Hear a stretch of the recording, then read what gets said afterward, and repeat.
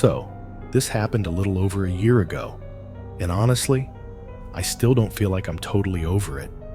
At the time, I had just moved into my first apartment alone. It was this small but decent one-bedroom spot on the second floor of a quiet building tucked in the suburbs. Nothing fancy, but it felt like freedom. I was 22, fresh out of college, just landed a full-time job doing tech support for a mid-sized software company. The pay wasn't great, but it was enough to get by. I was working remote half the week and in office the other half, so I finally had a bit of structure in my life. Around the same time, I started dating this girl. I'll call her Mariah. We met through a mutual friend at a housewarming party, and she was captivating. Like, not just physically, though yeah, she was beautiful, but it was more how she carried herself. She had this calm confidence and seemed genuinely interested in what I had to say. It felt rare. We hit it off instantly, texted all night after the party, met up again the next day, and then again the day after that.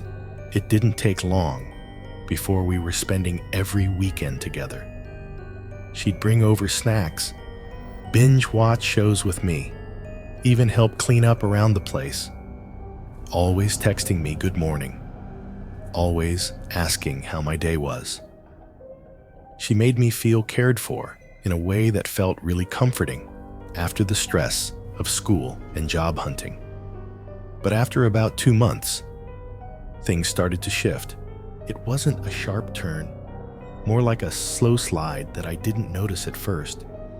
She started getting weirdly possessive, like she'd text me, "Hey," and if I didn't respond in 10 minutes, she'd follow up with stuff like, "I guess I'm not a priority," or "Must be nice to be so busy you forget about me." And if I said I was hanging out with friends, even just grabbing food or catching a movie, she'd instantly ask who I was with, how long I'd be out, what time I'd be home. One night, I went to a friend's birthday dinner. I told her about it days in advance. Midway through the meal, my phone started blowing up. Call after call, text after text. Stuff like, "I know you're not really with your friends, and if you're lying to me, I'll find out." It didn't matter how much I reassured her. There was always something. A missed call, a delayed text, a joke from a female coworker that she saw on social media. Everything became a potential betrayal in her eyes. Once, I didn't answer my phone for maybe 20 minutes because I was literally in the shower. And when I came out, I had 17 missed calls and 34 text messages, all from her. The first few were concerned, then accusatory, then angry, then desperate. The emotional whiplash was exhausting. I'll be real. I ignored a lot of red flags.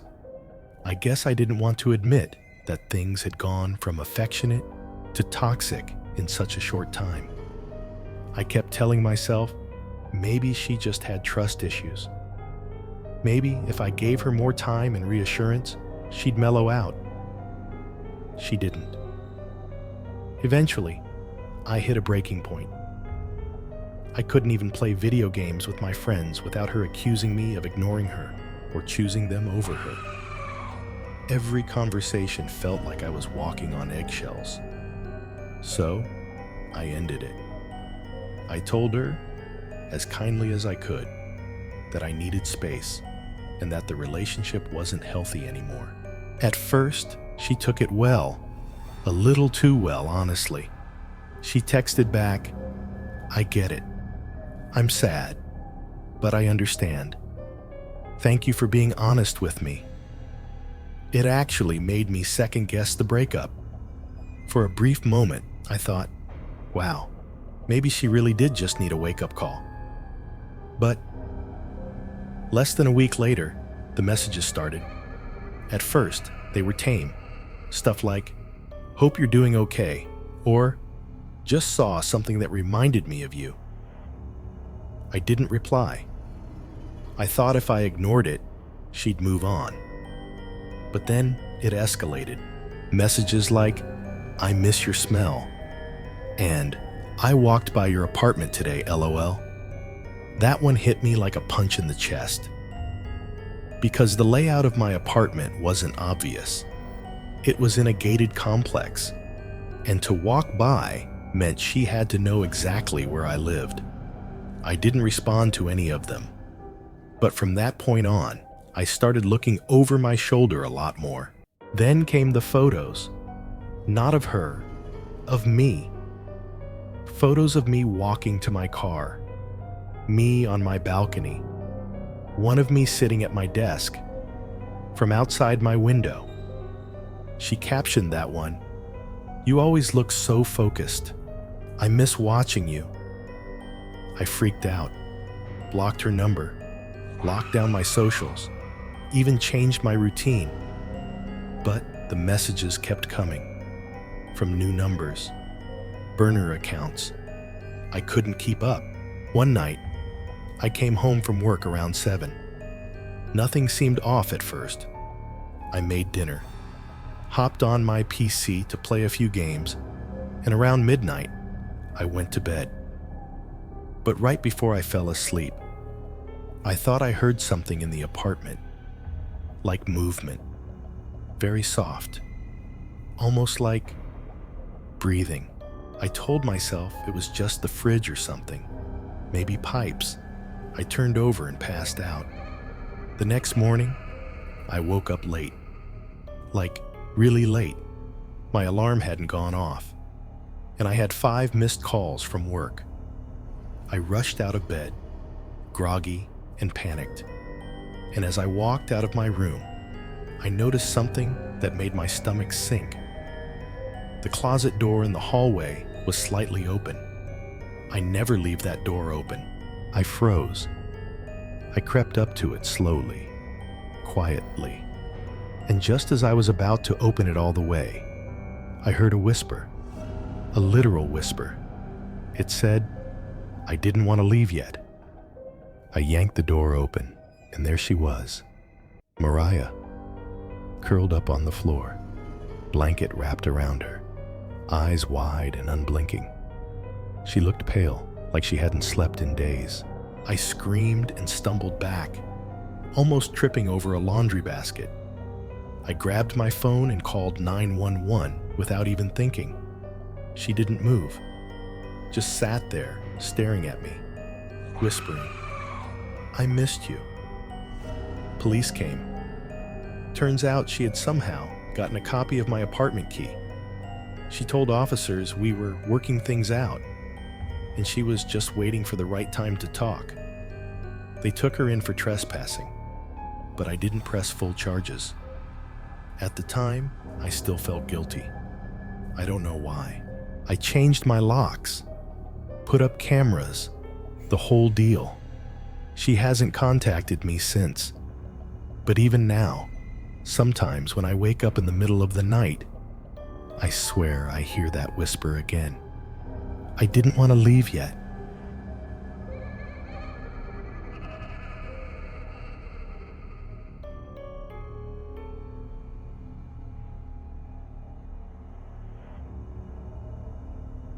My name is Amy, and I haven't really slept right since last Tuesday. Not because I physically can't, but because I don't feel safe closing my eyes anymore. That's what happens, I guess, when someone you trusted turns out to be capable of something you only expect to see in horror movies. I broke up with my boyfriend, Tommy, 3 weeks ago. It wasn't some big dramatic breakup, at least not at first. We had been together just under a year. In the beginning, he was sweet. He'd bring me flowers just because, send little good morning texts every single day. Always made me feel like I was the most important person in the world. At first, it felt like real love, the kind you only see in those early 2000s romance movies. It was nice, comfortable, I really thought I got lucky, but the longer we were together, the more suffocating it became. He started getting upset if I took too long to reply. I'm talking like 15 minutes max. And if I didn't answer immediately, I'd get passive-aggressive messages like, "Are you ignoring me?" or "So who are you really with right now?" He'd ask strange, almost paranoid questions, like if I smiled at any guys that day, or if I noticed anyone looking at me. Sometimes, he would just show up at my job, unannounced, and stand outside the window, just watching, like he was checking in or something, monitoring me. One time, I went out for a girls' night, and he literally showed up at the bar, claimed he just happened to be there, but then he pulled me aside and pressured me to come home early with him. Said it was unsafe for me to be out so late without him. My friends started to hate him for this behavior, and eventually, so did I. The last straw was when he asked if I'd consider putting a tracker on my phone. And not like sharing each other's locations through an app. He meant literally putting a tracker on my phone so he could always make sure I was safe. That was it for me. I ended things that same night. He cried at first, begged me to reconsider. Then, just like that, he went silent. Cold, flat, like a switch had flipped. I remember hanging up the phone with this strange tightness in my chest, like I was waiting for something bad to happen, and didn't even know it yet. For a few days, it was quiet. I blocked his number, tried to move on with my life. I started going back to the gym, cooking real meals again, doing the whole healing thing. But about a week later, I started getting strange messages. Not from Tommy, at least not directly. They were coming from random numbers. No names, no context. Just weird, vague sentences like, "Why did you lie?" or "You're not alone." Each one felt like a breadcrumb dropped just for me. I didn't reply. I just blocked each number and moved on. I figured it was some spam bot or scam message, but it kept happening. One after the other, every day. Sometimes in the middle of the night. Sometimes while I was at work. And then, it stopped being just messages. One night, I got up to use the bathroom. I stepped into the hallway outside my bedroom, and just before I entered the bathroom, I heard something. A soft sound, like movement. It came from downstairs near the front door. I froze. Now, I'm not the type to investigate strange noises. I get scared in the dark. That's actually one of the reasons I've always preferred being in relationships. I like having someone there, but I didn't go down to check. I convinced myself it was the radiator, or the pipes, or some other house noise. I'd lived in that apartment for nearly 2 years, most of it with my ex George, and then with Tommy, rarely ever alone. But that sound, I knew it wasn't normal. Still, I brushed it off, went to the bathroom, crawled back into bed, pulled the blanket over me like it was some kind of shield. A few nights later, around 2 a.m., I woke up because I thought I heard the front door open, like the click of a lock and the slow creak of the hinges. I sat up, barely breathing, trying to listen. But the apartment was silent again. I texted my family group chat. "I keep hearing noises every night. I'm getting scared." No one was awake to respond, so I tried to go back to sleep. Eventually, I did.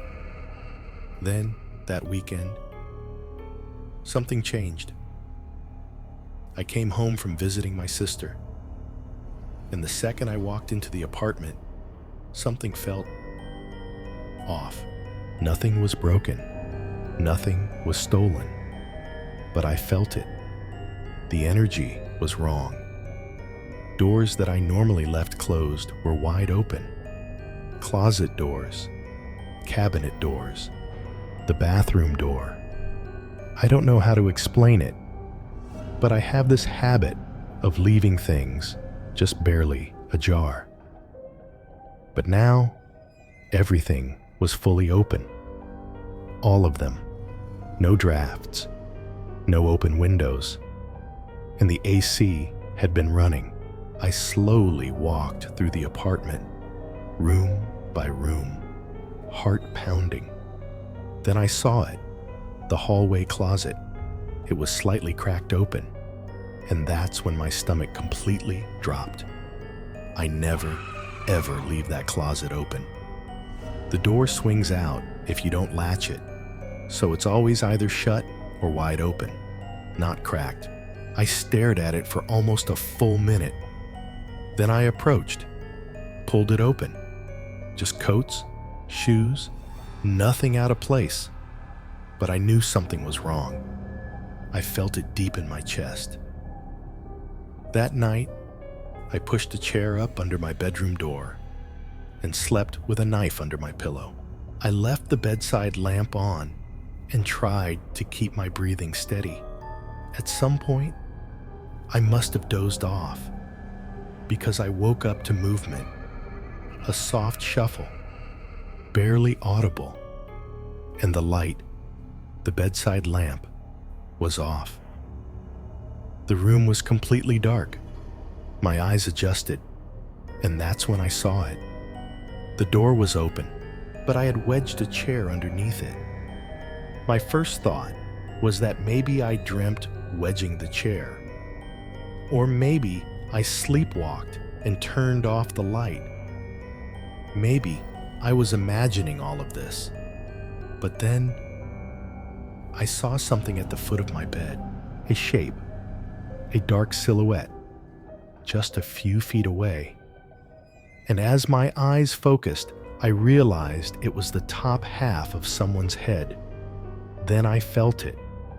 Two hands, ice cold, started gently caressing my feet. I screamed. I screamed until my throat went raw. I thrashed and kicked and tried to get away. That's when I heard his voice. It was Tommy. He was whispering, "Shh, calm down. I'm not here to hurt you." He climbed onto the bed and put his hand over my mouth. I was paralyzed, frozen in fear. He told me he just wanted to talk, that he'd only let go if I promised not to scream again. So I nodded. The first thing I asked was, "How did you get in here?" And that's when he told me he had made a copy of my apartment key while we were still together. "Just in case of emergencies," he said. I wanted to pull the knife from under my pillow, but I didn't. I was too scared. He kept repeating the same thing over and over again. "I just want to talk. I just want to talk." But it didn't feel like he was there to talk. It felt like he was trying to scare me into saying I wanted him back, like force me into it. Eventually, I gave in. I told him I'd think about it. I told him he needed to leave so I could process everything. He finally got off me, and after about 30 minutes, he left. The second he was gone, I called the police. I told them I thought he might still be on the premises. I said whatever I had to, just to get them to show up immediately. They came. I filed a report. I pressed for a restraining order. I had enough weird texts and burner messages to back it up, and a detective later traced the numbers back to Tommy using some fake number app. That helped my case. I moved out a week later and stayed with my parents until I found a new place. I sleep with a camera in my room now, and I never, ever leave my keys unattended. My advice to anyone listening: don't ignore the red flags. If someone makes you feel unsafe, Believe yourself. Trust your instincts. Because if I hadn't woken up when I did, I honestly don't know what would have happened.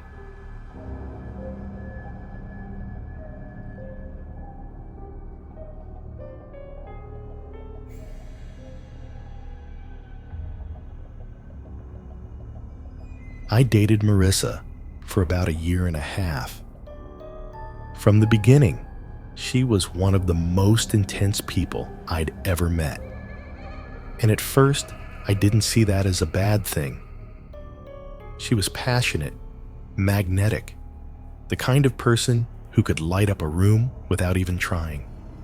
She could talk about anything, and when she laughed, it was infectious. When she left, it felt like she took the air with her. The first few months were incredible. She'd surprise me with small gifts, leave handwritten notes with poems on my mirror, and text me good night every single night, without fail. It felt like something out of a movie, the kind of relationship people envy.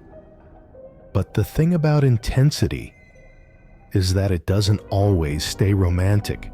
Marissa didn't do calm. She didn't do wait and see. Everything was either perfect or a complete disaster. If I took more than 5 minutes to respond to a text, I'd get a flood of messages. First worried, then angry, then apologetic. It was like watching a storm build, strike, and clear in the span of 15 minutes. It started slow, subtle. She once accused me of cheating just because I liked a girl's Instagram post. It was someone I hadn't talked to since high school. Completely harmless. Another time, I told her that something she did made me uncomfortable. And instead of talking about it, she shut down. I don't mean she got quiet. I mean she sat on my couch, unmoving, staring at the wall for hours, refusing to leave, saying nothing, just waiting. 6 months in, she showed up at my job. The first time, it was with coffee, smiling like it was some cute sitcom moment. I laughed it off. The second time, it was because I missed one of her calls. She parked in the lot and waited until I came down. When I did, I saw she'd been crying. I told her it wasn't okay to just show up like that. She smiled and said, "You'd do the same for me, right?" I didn't know how to answer. I kept telling myself she had a rough past, maybe some abandonment issues. Maybe if I just kept proving I cared, she'd eventually feel secure. But the more I gave, the more she needed. Eventually, I hit a wall. I told her I couldn't do it anymore, that it had to end. She didn't yell. She didn't cry. She just stared at me for what felt like a full minute. And then, in the coldest voice I've ever heard, she said, "You think it's over for you, but it's not over for me." It wasn't even a threat. It sounded like a fact. That same night, I blocked her on everything, changed my number. I even asked my building manager if I could move into a different unit. And for a few weeks, I thought maybe I was in the clear.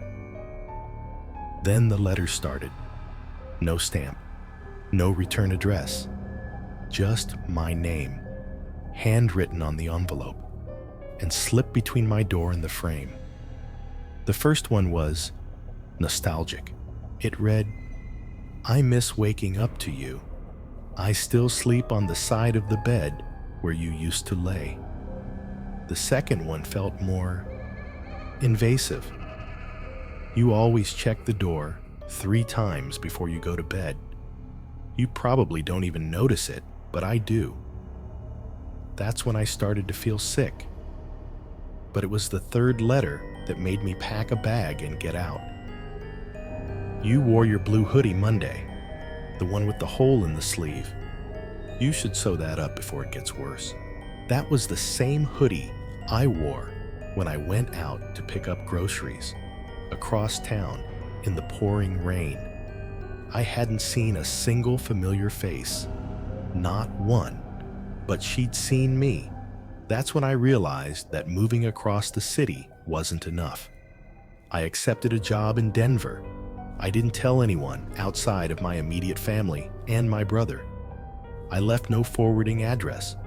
I created a brand new email for work. I scrubbed myself off social media. I even got a P.O. box under a different name.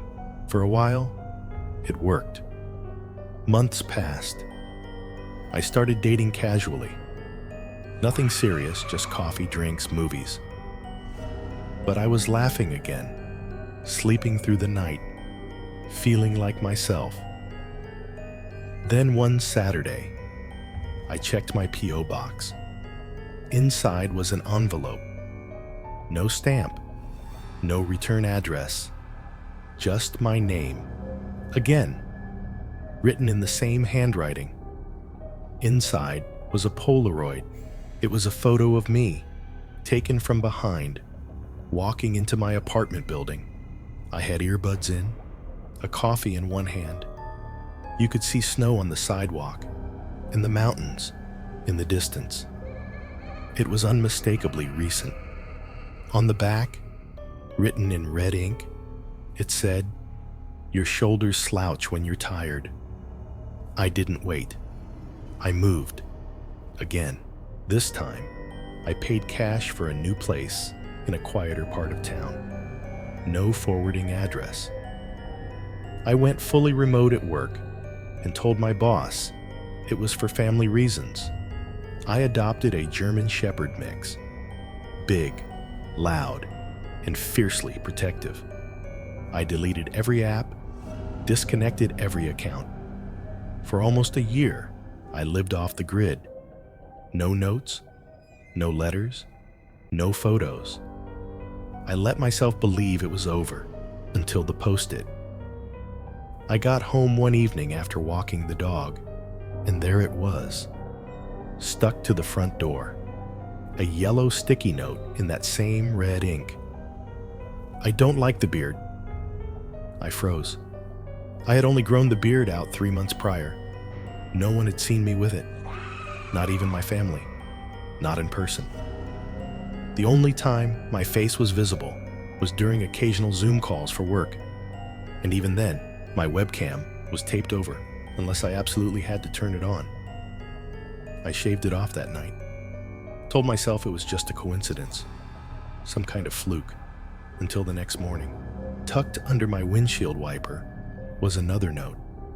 It said simply, "Better." I called the police, filed another report. They told me that since there was no threat, no property damage, no name, there wasn't much they could do. I asked about a restraining order. They said I'd need to prove it was her, and unless I caught her in the act or physically saw her, it would be almost impossible. So I changed everything. Again, I triple-checked locks, drew all the blinds, slept with a light on. I barely slept at all, honestly. I'd lie awake for hours, staring at the ceiling, listening for the creak of floorboards. Weeks passed, then silence. And then one night, I woke up with this horrible feeling. You know that sensation when you're certain someone's been watching you? Like they just left the room? That's what I felt. I checked everything.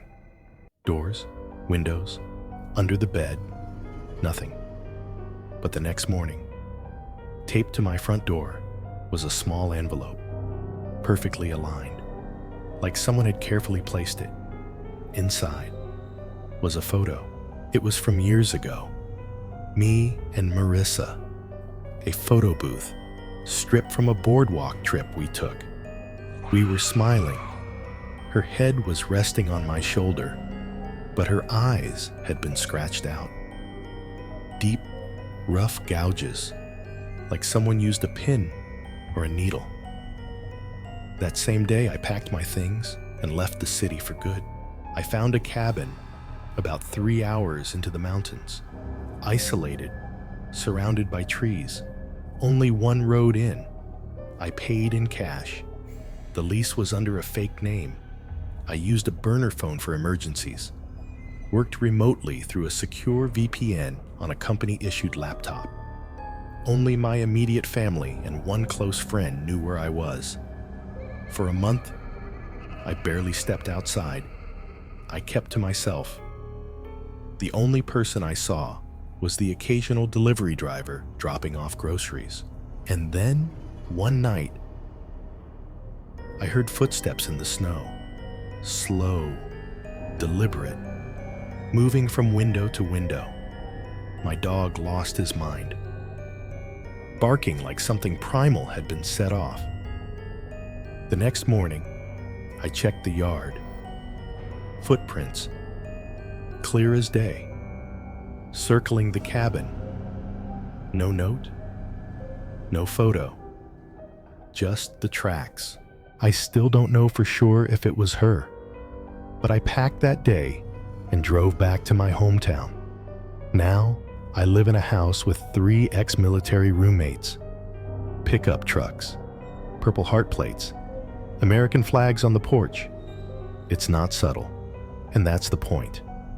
If that doesn't scream, "Don't mess with this house," I don't know what does. Marissa is unstable, a danger to herself, to me, to anyone she latches onto next. And the worst part? The system doesn't take people like her seriously until it's too late.